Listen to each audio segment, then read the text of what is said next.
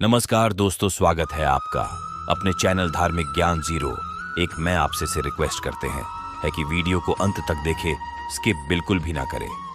Video पसंद आए तो लाइक करें, साथ ही दोस्तों रिश्तेदार में शेयर एंड सब्सक्राइब जरूर करें, क्योंकि इससे हमें वीडियो बनाने का मोटिवेशन मिलता है। आज हम आपको कुछ ऐसे गुप्त बातें होती हैं जो हमें कभी भी किसी को बताने नहीं चाहिए।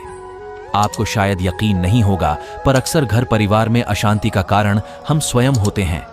हम इस बात को देख पाए या ना देख पाए, पर यही सत्य है, क्योंकि जाने अनजाने में हम खुद ही अपनी बात दूसरों को बता देते हैं जो हमें हमेशा गुप्त रखनी चाहिए।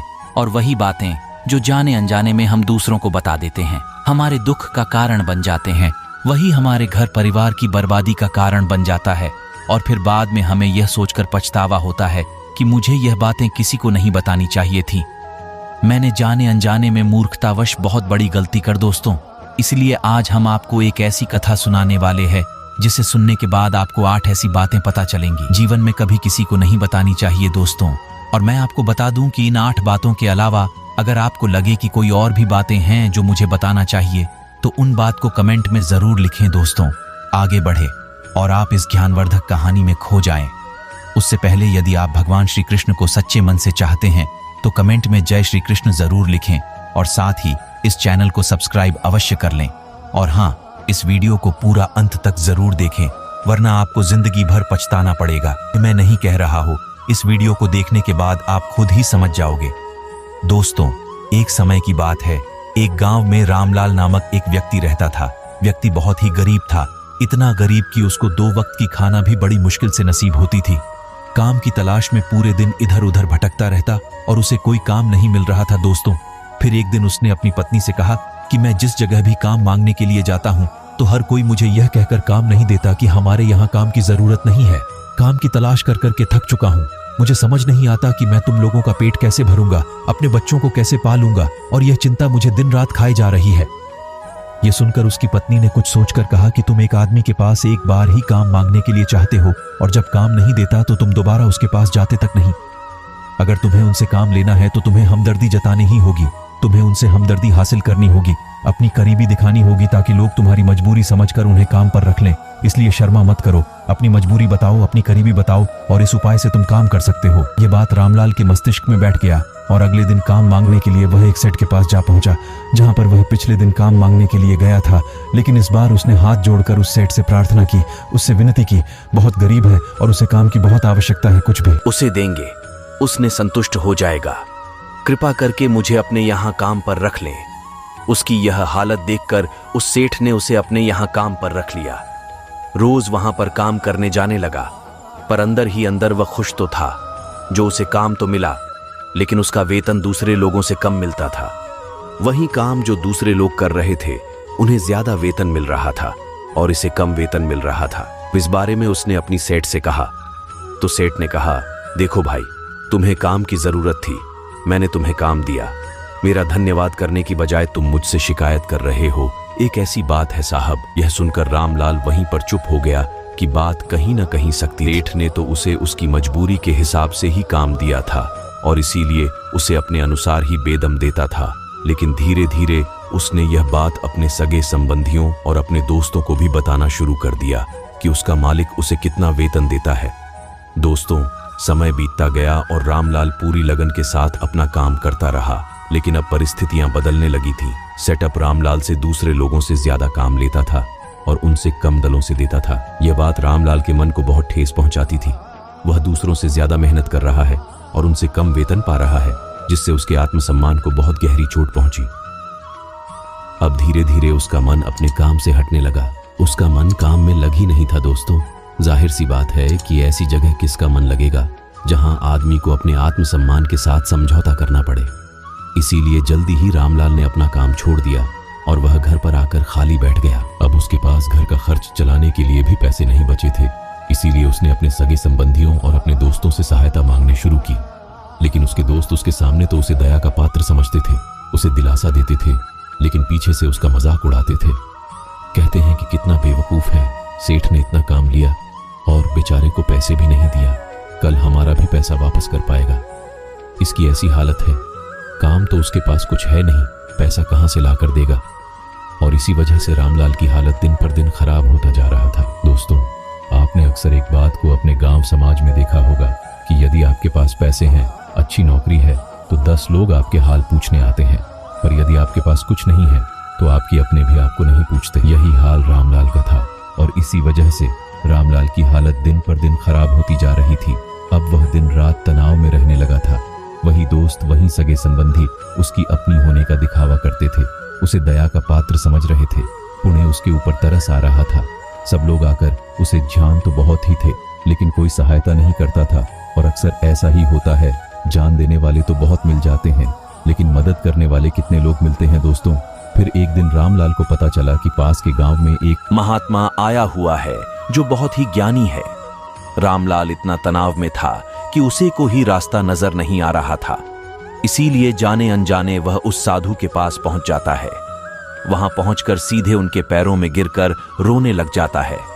रोते रोते उन्हें अपनी सारी स्थिति बताता है। उसे बताता है कि किस तरह है उसके सेठ ने उसका फायदा उठाया और उसके सगे संबंधी उसके साथ कैसा व्यवहार रखते हैं। सारी बातें सुनकर साधुओं ने उसे चुप करते हुए कहा कि यह सारी समस्याएं तुम्हारी बुद्धिहीनता, तुम्हारी मूर्खता के कारण उत्पन्न हुई है। अगर तुम्हारे अंदर विवेक होता तो इनमें से एक भी समस्या तुम्हारा चित्र को दुखी नहीं कर सकती थी, लेकिन तुमने अपनी अभिव्यक्ति के कारण, अपनी मूर्खता के कारण खुद ही अपने रास्ते में कांटे बिछा दिया। पर उदास मत हो, आज मैं तुम्हें 8 बातें बता रहा हूं जो भूल कर भी किसी को मत बताना, और इन बातों का अनुसरण करते हुए तुम बाहर से मिलने वाले दुखों को दूर कर ही सकते हो जो बेवजह है, दुनिया की वजह से तुम्हारे अंदर पनपते हैं। साथ ही एक हंसी खुशी जिंदगी जी सकते हो। तो सुनो, मेरा पहला बात जो किसी को नहीं बतानी चाहिए वह है अपनी मजबूरी है। अपनी मजबूरी का दिखावा करके दूसरों का पात्र बन के उनकी सहायता लेने की गलती कभी मत करना। हो सकता है कि आज मैं तुम्हारी मजबूरी थी तुम्हारी सहायता कर दे, लेकिन कल तुम्हारा फायदा उठाने से भी नहीं झुकेगा, और अगर फायदा भी नहीं उठाया तो दूसरों के सामने तुम्हारा मजाक बनाने में आदमी कभी नहीं झुकेगा। इसीलिए कभी भी अपनी मजबूरी का दिखावा मत करो। अगर घर में 2 रोटी है, भले ही सूखी रोटी है, तो वहीं खाकर सो जा। दूसरों को इसके बारे में भनक तक नहीं लगनी चाहिए। जरा आप खुद सोचो, मजबूरी बताने का क्या प्रयोजन होता है इंसान का? या तो दूसरों से सहानुभूति हासिल करना चाहता है या उनसे कोई आर्थिक मदद चाहता है, लेकिन अगर दोनों ही परिस्थितियों आप देखें तो दूसरा आदमी आपका फायदा उठाने से नहीं चूकेगा, और अगर वह फायदा नहीं उठाएगा तो अपनी नजर में तो वह आपको मूर्ख समझेगा और दूसरों के सामने आपका मजाक तो जरूर बनाएगा। इसीलिए अपनी मजबूरी के बारे में कभी किसी को मत बताना। दूसरी बात जो किसी को भी नहीं बतानी चाहिए, अतीत की गलतियां और भविष्य की रणनीति किसी दूसरे को बता दें, उसका क्या प्रभाव होगा या तो नहीं की जा सकती। जाहिर है तो उन्हें बचाने का क्या प्रयोजन रह जाता है।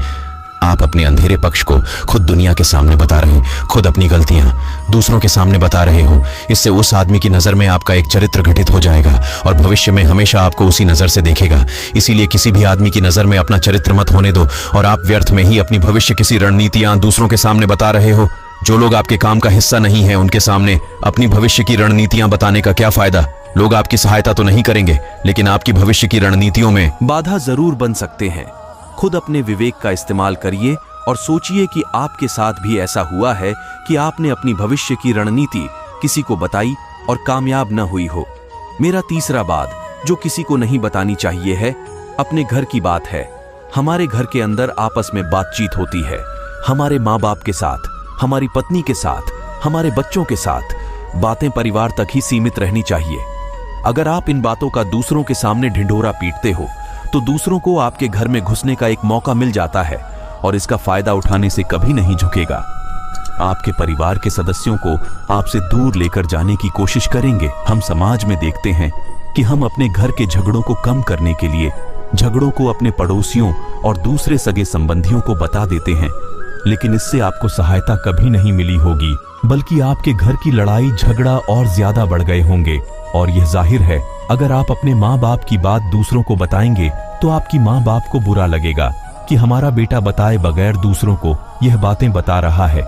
इसीलिए अपने घर की बातें और अपने घर की लड़ाई झगड़ा किसी के सामने मत बताना। अभी बात मैं तुम्हें बताने जा रहा हूँ जो किसी को नहीं बतानी चाहिए, पर बहुत अजीब लग सकती है, लेकिन उसका सबके भी मैं आपको बताऊंगा। अपनी आप किसी को मत बताना। दोस्तों, अब अपनी आमदनी न बताने के पीछे क्या वजह हो सकता है कि आप अपनी आमदनी अपने दोस्तों को बता देते तो जब आपके दोस्तों को जरूरत पड़ेगी मैं सिर्फ आपको ही याद करेंगे। पता है कि अगर आपकी आमदनी ज्यादा है तो आप भी उनकी मदद कर सकते हैं और इसीलिए ज्यादा लोग आपसे सहायता मांगे।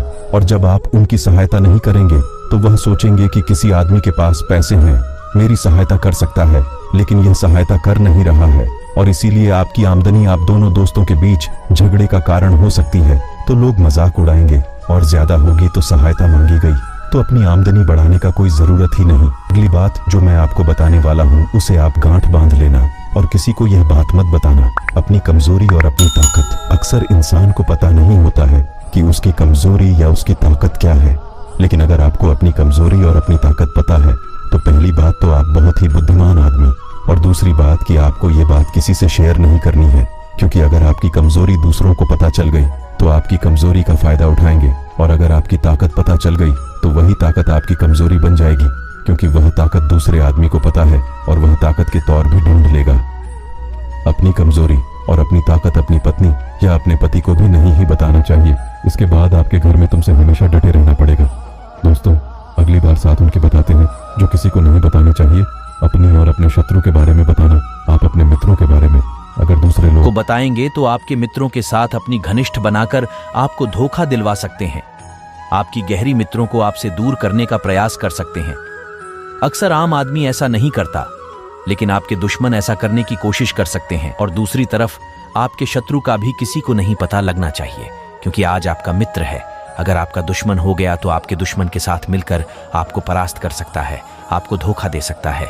इसीलिए अपने सबसे अच्छे दोस्तों को भी उनके बारे में कभी मत बताना। अगली और आखिरी बात बताता, जब तुम दान करते हो तो दान के बारे में भी किसी को मत बताना, नहीं तो बेकार हो जाता है। जब आप अपने दान का ढिंढोरा ये बता रहे हो कि मैं कितना बड़ा दानी पुरुष, और ये आपके अंदर अहंकार करेगा। इसीलिए शान गुप्त रूप से किया जाए, उतना ही अच्छा होता है, उतना ही फलदायी होता है। जब आपका बायां हाथ डालकर रहा हो, हाथ को बिना पता चले कि बायां हाथ डालकर रहा है, कभी आपको दान का सही फल मिलता है। तो दोस्तों, इस प्रकार 8 बातें साधु महात्मा ने रामलाल को बताई। इनमें संसार के सभी सिद्धांत छिपे हुए हैं।